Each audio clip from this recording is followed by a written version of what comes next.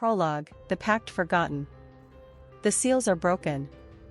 Beneath the drowned Cathedral of Vyrthys, where salt-crusted gargoyles weep algae and the tides claw at sunken spires, the catacombs fester. Lichen clings to crumbling arches, and the air reeks of brine and iron. Here, in a chamber lined with the skulls of apostate priests, Vladimir stirs. His flesh, pallid as drowned flesh, clings to bones reforged by ancient malice. Eyes like smoldering coals pierce the gloom as he rises, not by accident, but by invitation. The curse that freed him still lingers in the air, a chorus of dying cultists whose throats were slit mid-prayer, their final breaths etching sigils of unmaking into their own skin. Their blood pools at his feet, whispering, "Rise, shadow of the old night." He does not return to conquer kingdoms. He returns to raise an army. Not of mortals, but of monsters. Chapter 1, Crimson Roots. Gravewood, the silent forest. It begins with the blood. The woods are a cathedral of rot. Ancient oaks twist skyward, their bark split into screaming faces, roots coiling like the veins of buried titans. No birds sing here, only the creak of branches and the sigh of soil choking on forgotten graves. Vladimir treads softly, his boots sinking into earth that breathes. Beneath him lie the firstborn dead, interred in soil consecrated by gods long devoured. He draws a dagger of obsidian, its edge serrated with runes, and slices his palm. His blood, black as tar, thick with the scent of burnt copper, drips into the roots. The ground shudders. Trees splinter as skeletal hands erupt, clawing at the air. Jawless skulls rise, eyes igniting crimson. They are not mere corpses. They are eternals, warriors of the bloodless age, their armor rusted to sinew, their voices a dry rasp. We hunger. We remember. The Legion stirs. Chapter 2, the Pact of Claw and Moon. Fongspire Caverns. The Workin clans dwell in shadows.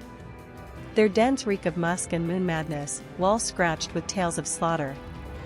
The Alpha, Kroghar, is a mountain of matted fur and scars, his muzzle split by a silver blade's kiss. When Vladimir enters, the pack circles, fangs glistening. Kroghar lunges, claws raking the air, but halts mid-strike, snout twitching at the scent of power. Vladimir offers no flinch, only a vial of his blood. War, he murmurs, and vengeance for the hunts, the silver, the pyres.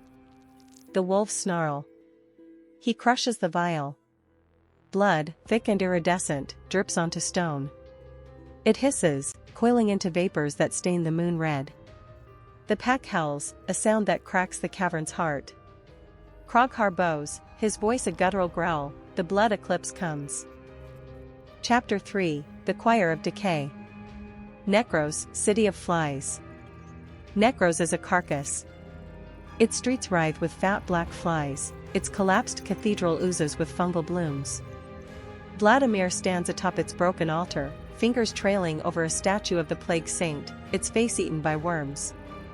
He exhales, a breath laced with decay, and the rot answers. Corpses drag themselves from sewers and crypts. Not mindless husks, but willing remnants, a leper queen trailing moth-eaten silks, a corpse mage with a staff of finger bones, a knight whose hollow armor swarms with beetles. They kneel, their voices a wet rasp, we serve the eclipse. The flies swarm, forming a crown above Vladimir's brow. Chapter 4, the Black Flame Concord. Coven of No Eyes. In the valley of burning shadows, where darkness crackles like static, the coven dwells. Their tower, a spiral of fused bone, hums with inverted hymns. The black mages are eyeless, their sockets sewn shut, third eyes pulsing on their foreheads. They speak backwards, their spells unspooling like smoke from burning parchment. Vladimir offers no flattery. You fester in obscurity. I grant dominion. He extends a hand, and shadows coil into visions, cities drowning in eternal night, stars snuffed like candles. The High Witch, Melgara, parts her stitches. Her third eye widens, reflecting a void where the Serpent of Annihilation coils. She smiles. The coven hisses as one, we taste the eclipse. Chapter 5, the Altar of the Blighted King. Cradle of Ilth, deep south wastes. The wastes are a living wound. Flesh like sludge bubbles underfoot, the air reeks of gangrene. At its heart squats the Blightspawn, a mound of pulsating mouths, eyes, and tentacles, the remains of a god who dared defy entropy. Vladimir kneels, slicing his throat. His blood arcs into the Blightspawn's maw. It shrieks, melting into a cauldron of pus. From the filth emerges the mark of rot, a brand searing his chest. It throbs, whispering secrets of plagues that toppled empires. Now, even the air around him rots. Chapter 6, The Midnight March. Valley of Bones. The horde gathers beneath a bleeding moon. Vampires glide on wings of tattered shadow. Workin gnaw on steel-spiked gauntlets. The dead shamble in crypt-forged armor, moss spilling from their joints. Witches hover, smoke trailing from their fingertips. Vladimir raises a hand. Ash falls like snow. Rivers curdle upstream. Let them fear, he whispers. The earth trembles as they march. Salt crumbles in their wake. Chapter 7, The Defilement of Light. Siege of Alarath, City of Paladins. Alaratha's walls gleam, its golden spires defying the dark. Workin scale its ramparts, howling. Corpses batter the gates. Witches chant, and the sun dims to a sickly green. Vladimir strides through the breached cathedral. The high seraph meets him, blade blazing. Their clash sunder stone. Shadow swallow light. When the seraph's sword shatters, Vladimir grips his throat.